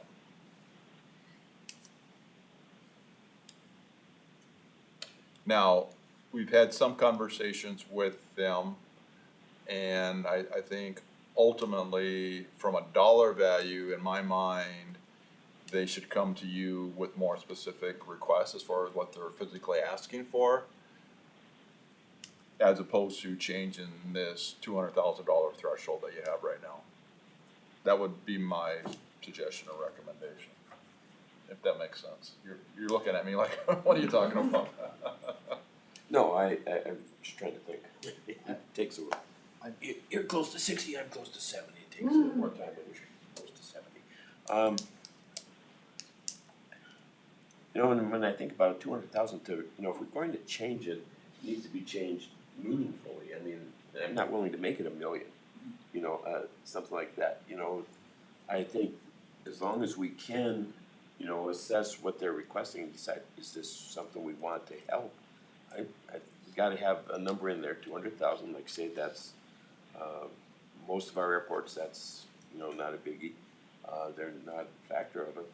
I just and to make it worthwhile for even just going to the word processor and changing 200,000. What are we going to add on 50,000? That's not even worth the time or effort. Well, I think, Mr. Chairman, if I could, part of this is what projects are coming up besides those 2 big projects right now. There's nothing else in the, John, is there anything else in the 5-year plan that anybody other than that has said, we're gonna have a terminal project and this is what the dollar value price tag is on it? No, those are the terminal projects that are looming on the CIP, so those are the large projects. Obviously, there are very large runway rehab projects coming up, but you're talking about non-pavement, type of things like terminals. Those are definitely the big ones. But there is nothing within the 5 years that any airport sponsor is looking at for an airport terminal. Not at that scale, no. You mentioned in the policy there's something about projects, because I know that's something that both airports are doing is they have multiple projects running at the same time. What is it? Yep, if I could, Commissioner, let me read number 10. Generally, revenue-producing projects, including but not limited to terminal projects, fuel systems, hangars, and parking lots, are not eligible for AIP, and you've already addressed the revenue-producing. The Commission will review these projects on a case-by-case basis to determine the level of funding participation. Planned construction projects will not be broken into numerous projects or phases for the purpose of receiving additional funds. So that part is, you got one project, it's $150 million. You can't break it into 5 projects and try to get funding for each one of those at that cap of 200,000. And so the way how the policy is, they can still come and ask. It's, Yeah, okay, I guess. I think we should leave the cap. Yeah, well, and bring it forward, and then we can, if there's projects, let's talk about it when. A little more. So would that be it's the 2 airports, and they would be bringing forward a specific number and what that number is gonna be for? And again, as we've had these conversations with them, we said you need to have enough data to help justify to the commission what you're asking for and why you need it. So whether I think that's, that's, and we, I guess I. I don't know if either Dan or Patrick are online or on the call. Patrick's here. Do we need that cap number if we're gonna address it every time though? I don't. Do we need the 200,000 number? Personally, I don't, it just gives a number to look at. You know, they can always request more, but, especially for all of our littler airports, you know, if they know what they want, and also, you gotta have a number, I think, in there, because otherwise everybody could come in for, 150 million, 10 million, 5 million. Yes, sir. Also, Mr. Chairman, it was important for them to have a number in the policy so they can project plan easier. They can work with their consultant and get the funding together before they make their official request to the FAA. So I would say that's probably the most important part of that policy, so they can have a reasonable expectation of how and what kind of timeline they'll need to plan their project. On the 200, we're saying that it's more palatable. Probably gonna go through where, once you start getting above that, where there's more scrutiny involved, is maybe the right.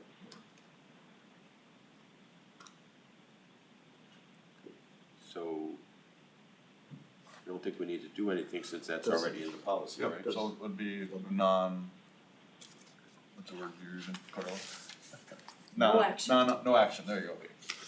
But again, if you're wanting for these 2 airports to come to you, we need to put it on the agenda for consideration. And again, they're both on, if they're asking for that, I don't know.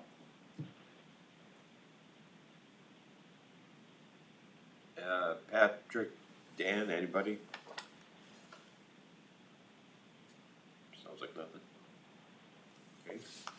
Mr. Chair, I guess this is Patrick. I'm not certain if Dan's on here. You guys would know that information, but,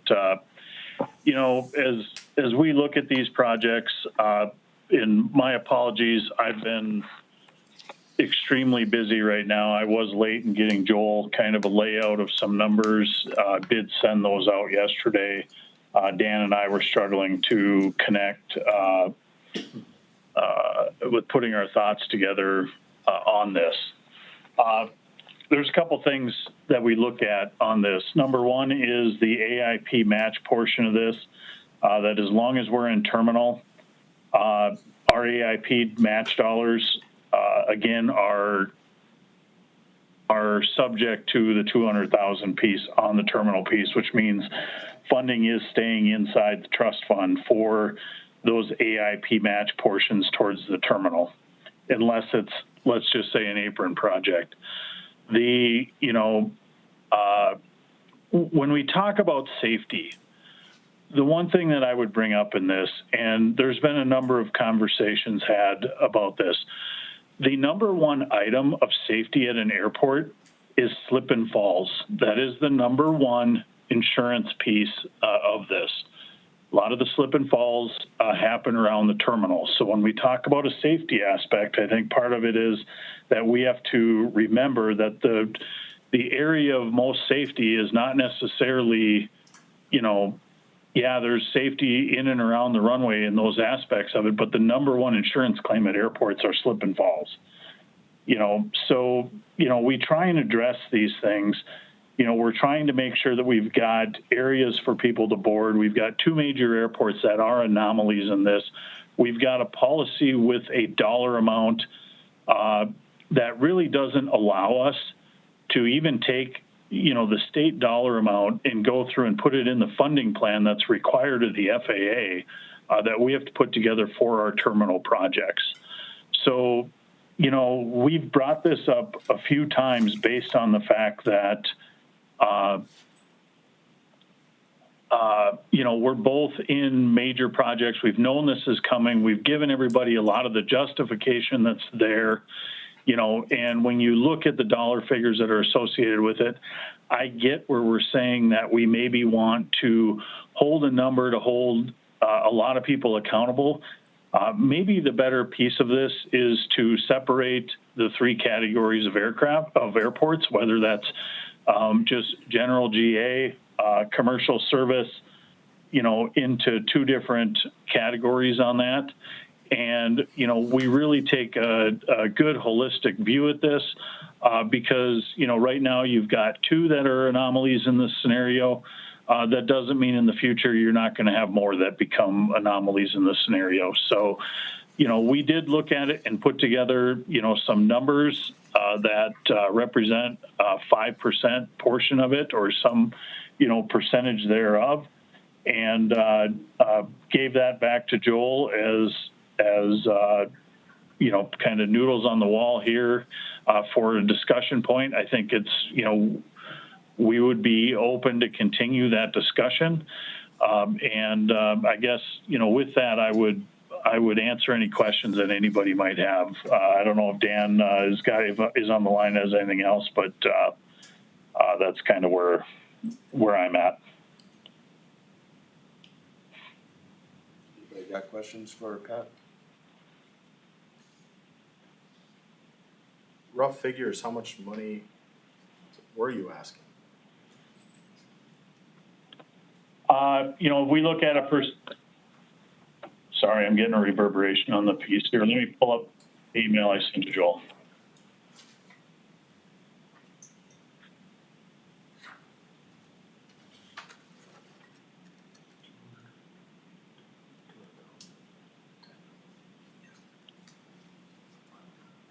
Anybody else? So what do we want to do about that? Further discussion?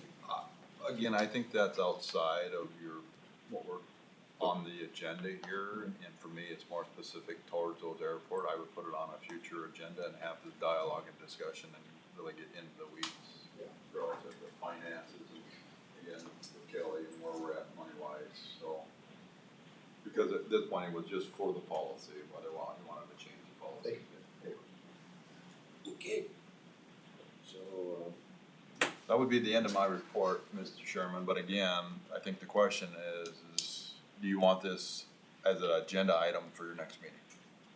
For those two airports relative to the funding that they would be requesting above and beyond what the policy or what they, through the ATP, Senate Bill 144 funds that they've received.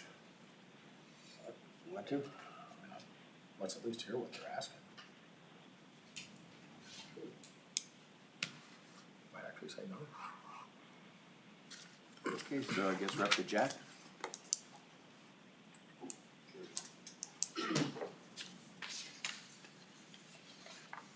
Good afternoon. I have a dozen grant applications this month. And the first of these are Chamberlain. We have a pair of grants, AIP grant as well as a IIJA grant for reconstruction of the terminal apron at Chamberlain Airport. So these are grants 19 and 20. PCI values on that apron is 45, so that's very, very poor shape in terms of payment condition. The AIP grant 19 federal share is $657,346. The IIJA companion grant app for that is $423,569. Next one is Faulkton, grant 17, AIP grant. This is construction of their runway, 1331, as well as parallel taxiway. This is the third grant. There were a couple of grant applications last time. This is for the construction of the runway. The federal share of this one is $7,172,500. Gettysburg grant 20, AIP grant for 3-unit revenue producing hangar. Federal share $788,500. And Gregory grant 24. This is an IIJA grant, construction of a 4-unit revenue producing hangar. And the federal portion of this is $190,000. Huron, here again, there's 2 grants, AIP and an IIJA, for the construction of parallel taxiway. So this is a remaining portion of taxiway Bravo on Huron. The AIP grant federal application is for $921,500, and the IIJA federal portion is $332,500. There are some peer grants here. This peer grant 53 IIJA grant is for the terminal area focus study. This is a study a planning study that's going to focus on GA aviation needs for their apron at the Pierre Airport. So they're looking at future needs in terms of what the demand forecast is and what their operations are coming up. So they're looking at that so that they can align with federal policies. So this terminal area focus study, the federal share on this is $76,000.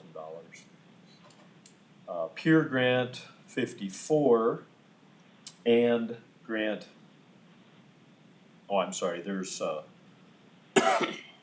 I think the bottom one, the AIP one, is supposed to be grant 55. I'll have to verify that. I think the IJA grant is 54 and the AIP is 55. But these are 2 grants for construction of the parallel taxiway on runway 725. The IJA grant includes cracked seat, seal coat, and remarking for the existing taxiway Charlie that goes out, and then there's a portion that parallels runway 725.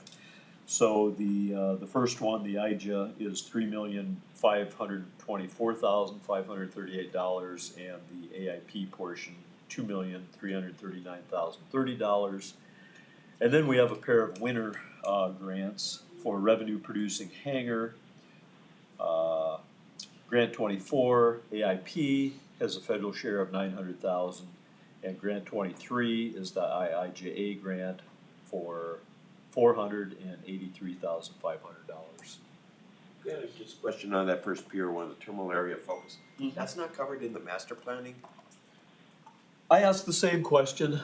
Yeah, good, I know. I think the key here is focus.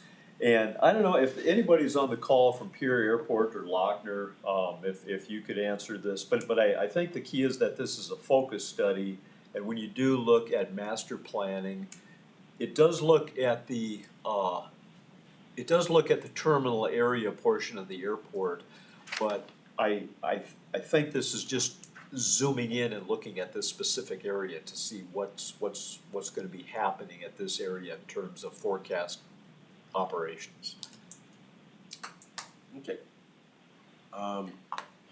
Commissioner Howard, which airport are you with? Winter.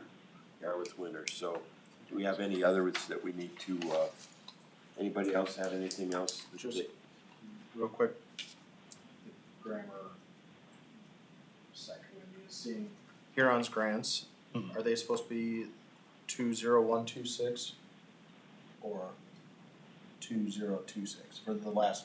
Oh, I see, there is An an extra extra number in there, yeah, no, Okay. these are Okay, I- 2026, yeah, that one got, I don't, it probably doesn't matter, but I see it and I'm like, it Nope. doesn't look the same. I will, we'll make those edits. Carrie will help me on that. Commissioner Eklund, are you with T? I'm at the T airport, yes, in SUNY. So we need, any others that, so we're gonna have to, they'll have to abstain from theirs for the winner of the T, correct? There's no T. Yeah, there's no, I thought there was a T. no, there's no Lincoln County or T on this Oh, okay, one. good. So we'll just need, what, for Commissioner Howard to abstain from winner? Yes. Okay, so can we, go ahead and, let's see. So you'll take a motion for winners separate from Right. others. I was just looking for my Robert's rules, just so I say it properly. Okay, so we're called to order, and I lost my Robert's rules for that one, so there they are. So do we have a, is there a motion to approve the, grants except winner? I'll make that motion. To approve. The grants except winner? winner. Okay. And, so we've got, first from, Commissioner Howard, second from Commissioner Coleman. Any further discussion? Okay, hearing no further discussion, let's go ahead and get a roll call. Coleman, Yes. Eklund, Yes. Howard, Yes. Benner, Yes. Huggins. Yes. Okay, thank you, Gary. Okay, so then is there a, motion, for, approving the two winner, grants? I make a motion for the construction, the engineering construction, the two Second. grants there for winter. Thanks, sir. Second.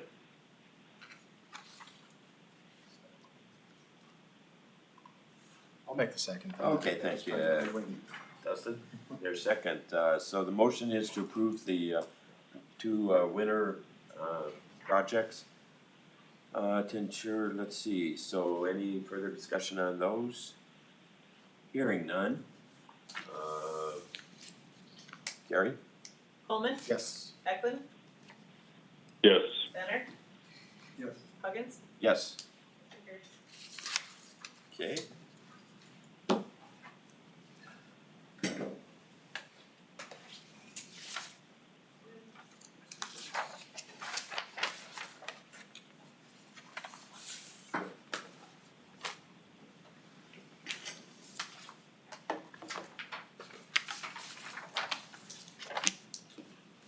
Mr. Chairman, the next agenda item that is before you was the consideration of AWASH inspections and maintenance contracts.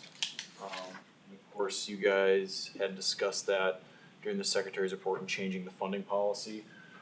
So what that does is it changes this request from that $111,000 to $86,062. So, the request from attachment 4 regarding that project, would change that $111,000 down to that $86,000.62, and then I guess I would request the commission to approve that amount for this AWAS routine maintenance and inspection. Yes, ma'am. I apologize, I do have a question about this. And I may be mistaken, but my understanding is that the RFP that was done was for a contract with DOT. And so if that's the case, you're actually seeking an allocation, I think, for the total amount, and then you'll get reimbursed for the share. Or am I mistaken? Well, the agreement with the vendor is that the individual sponsors will enter into contract with the vendor and make payments directly to the vendor. So if you advertise the RFP for a contract with DOT, then that's the contract that gets executed. So the obligation would be for DOT would be obligated for the full contract amount. And so I'm struggling a little bit with how we handle this. You could do a work order type situation. And in the work order, it could specify that the local government, the airport, has the obligation to pay that certain percentage. But ultimately, we're gonna have the contract. So We'll I have- just wanna clarify that. Right. So we'll have to work with legal on the specifics of this. In fact, I have a draft from your office that we'll have to revise. Okay. So I'm struggling a little bit with what we're actually allocating. In my mind, you're allocating the full amount of the contract, so you'll authorize expenditure in the full amount with the understanding that we'll be reimbursed for 25% of the contract amount by the local sponsor. So they'll still have to pay their local share. We'll have a binding work order that will obligate that, but I'm just concerned about not having expenditure authority for the full contract amount. So it's really approving $114,000 with the expectation that we'll get the balance, the 25% back. Yes, Based on a split of 75% state, Yeah. 25%. yes, yep.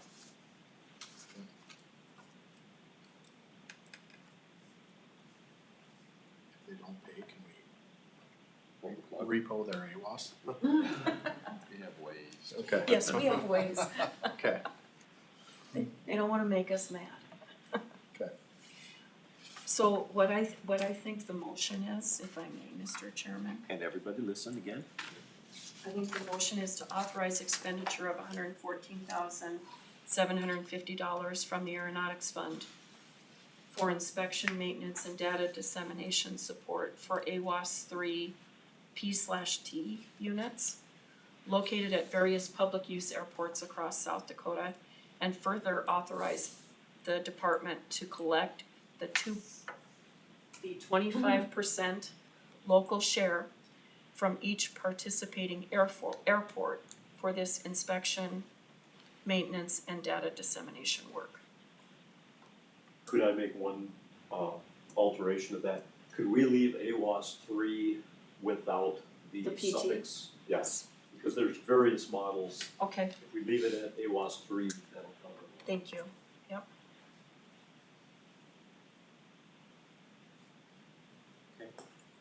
So, y'all listened, thank you. Is there a motion to approve the AWAS funding? Just called that.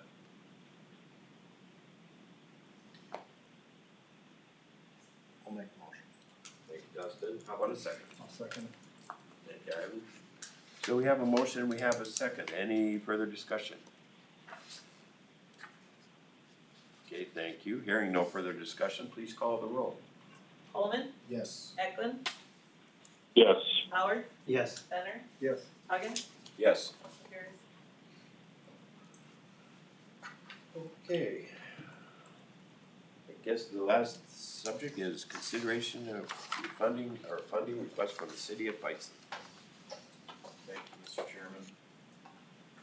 The city of Bison is requesting participation from the commission to help with cover expenses for the trimming of trees that were obstructing their 21 approach to runway 29 at the Bison Municipal Airport. Trimming of these trees was necessary to comply with Federal Aviation Administration Part 77 airspace regulations and South Dakota Public Use Airport licensing standards. The total project cost was $22,000, for which no federal funding was received. In accordance with the commission policies, it states criteria used in determining state funding for non-AIP projects, subpart 1. It states that the state and local construction projects required to meet basic service on GA airports can receive a 75% participation from the commission.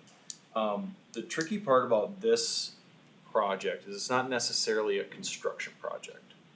So, I think that should be discussed by the commission. Originally, we put in here a recommendation for approval of 75% participation. Since it's not exactly, you're not constructing anything, you're not building anything, you're just removing trees that were obstructing, the 20-to-1 surface. It's, I think, a discussion's needed by the commission. And, so that's the request before you. I believe City of Bison or Bison Airport representatives are on the line if you have questions for them. But that, Mr. Chairman, is the request before you. Okay, we all do it. So Howard, in order to get their license back from the state, had to trim trees. Are they gonna be, I guess, this, in my mind, this kinda seems like general maintenance. Trees grow every year. Are we gonna fund that at 75, all the general maintenance, I mean, is this the same as kind of? Well, and my question is, are we opening us up to all sorts of requests? Well, that, cutting the grass grows too.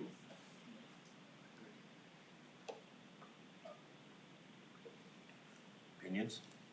Discussion? That was my first question as well. It's Howard, just had a very similar issue that we dealt with, like Commissioner Coleman said, and they corrected it in order to keep their public use status. So I guess unless there's some nuance here that makes this situation different from that, I'd be interested to hear.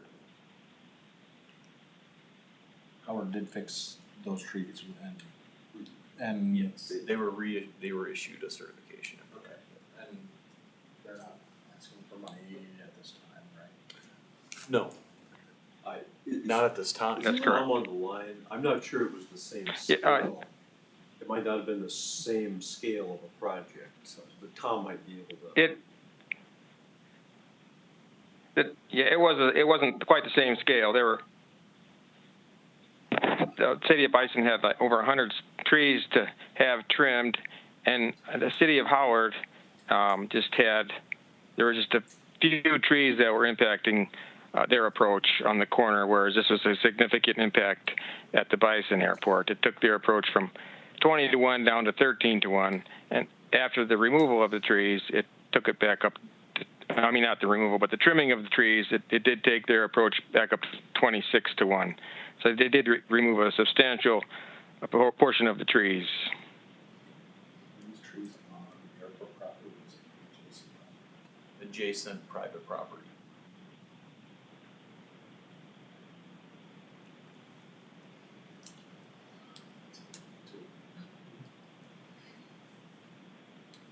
Were they trimmed or removed? Trimmed.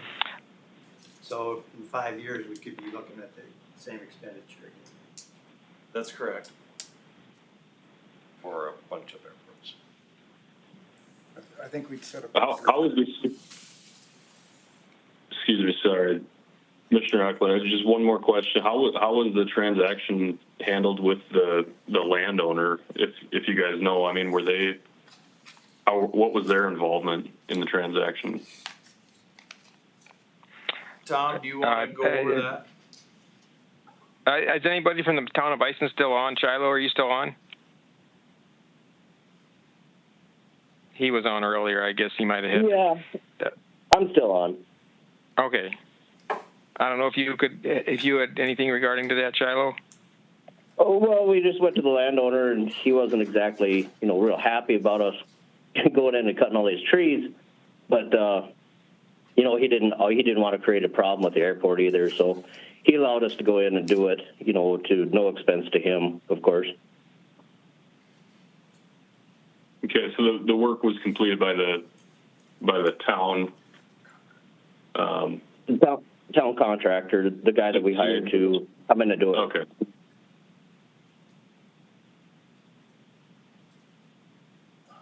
I'm curious about, if you buy a property adjacent to an airport, are there any rules on as that landowner when you bought it, is there anything that?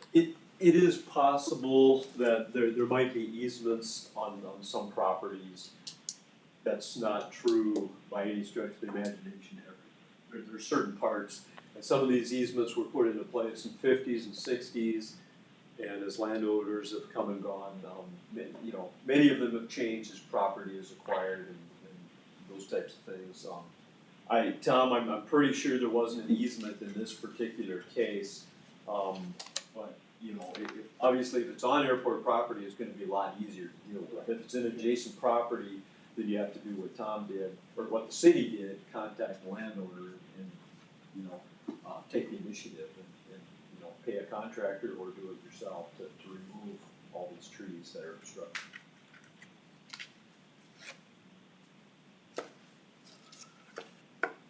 There's some expenses to running an airport. And, well, I'll let you guys decide what you want to do on it. I think it set a precedence we don't want.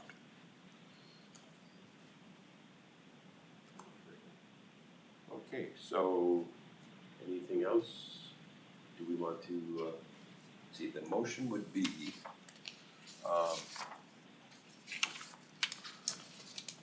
to approve the request from Bison Municipal Airport for the tree trimming funding. So, Mr. Chairman, I mean, you have the option of approving or rejecting. Right, so if they say no, would that would be the, so if I'd say, if we phrased it one way, that they can vote no, doesn't that take care of it? So, it could be a motion to approve, it could be a motion to reject. Okay. You also could have the option of just taking no action, which doesn't approve the grant, but I think you have a pending request. So my thought would be there should be action taken. Right. And so if we say to approve it, if everybody votes no, doesn't that take care of it? No, Okay. I think, and it's up to the Okay, board, okay. it's up to the commission to make the motion that you feel is appropriate. Okay, somebody wanna make a motion? I make a motion, we reject approval. Okay, and do we have a second? I'll second it. Okay, any discussion? Motion has been made and seconded to reject the request. Gary? Holman, Yes. Eklund, Yes. Howard, Yes. Benner, Yes. Huggins. Yes. Okay, I just got one question for Joel while we're here. Are we making any progress on our one commissioner? That we have a vacancy, correct? We do. I'll have to check on that, Mr. Chairman. Okay. It's not gonna have over the next meeting. I know that, the governor's pretty busy right now, so, Do we have some people that are interested? yes, Okay. there's been names that have been submitted. That's good enough for me. I have a question too. At the state level, do we have any influence with the Build Dakota Scholarship? We didn't get into the maintenance side of that a lot, but there is a definite need for maintenance, kids in the state of South Dakota. We actually have used that ourselves for employees, so. Could we I'll turn send a to- letter? I'll turn to Carla. I think part of the topic is what are the requirements for that? And is there something from the Aeronautics Commission that would be worthwhile to submit forward? And I do not know the details on it, whether that's something in statute, that the legislators or a program that one of the entities, whether it's education or whoever uses. So let us do some checking on that. Yeah. We can put that as an agenda for next meeting. Because Lake Erie Tech, and Tony didn't quite address this specifically, but they're having trouble keeping kids in the state of South Dakota just because there's so many other entities willing to pay for their education. And we need to try to do something to help keep them in the state of South Dakota. For aircraft maintenance, Yes. And Build Dakota requires, you gotta guarantee 2 years, I think. Yeah, that's possible.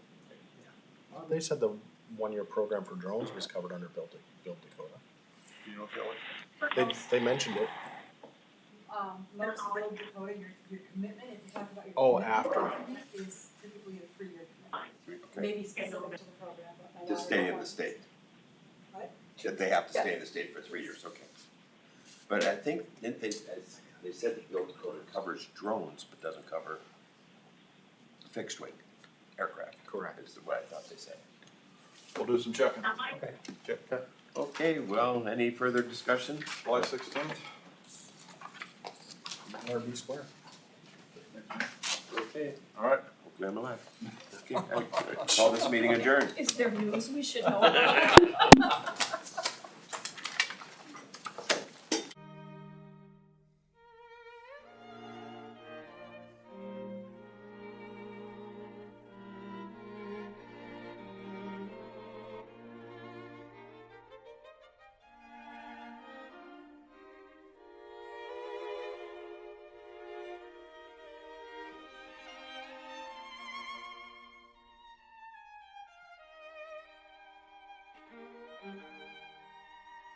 Mm-hmm.